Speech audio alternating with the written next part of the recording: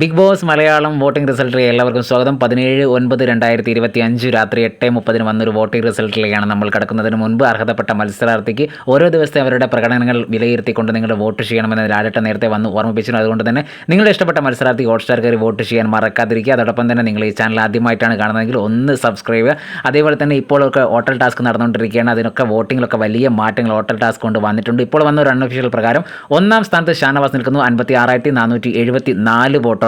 രണ്ടാം സ്ഥാനത്ത് നൂറ 42,980 വോട്ടോടെ നൂറ രണ്ടാം സ്ഥാനം നിൽക്കുമ്പോൾ മൂന്നാം സ്ഥാനത്തേക്ക് എത്തിയിരിക്കുകയാണ് ലക്ഷ്മി 31,722 വോട്ടോടെ ലക്ഷ്മി മൂന്നാം സ്ഥാനത്തേക്ക് എത്തിയിരിക്കുകയാണ്. നാലാം സ്ഥാനത്തേക്ക് തള്ളപ്പെട്ടിരിക്കുകയാണ് ആര്യൻ 30,533 വോട്ടോടെ ആര്യൻ നാലാം സ്ഥാനത്തും. അഞ്ചാം സ്ഥാനത്ത് നെവിൻ 22,897 വോട്ടോടെ നെവിൻ അഞ്ചാം സ്ഥാനത്ത് നിൽക്കുന്നു.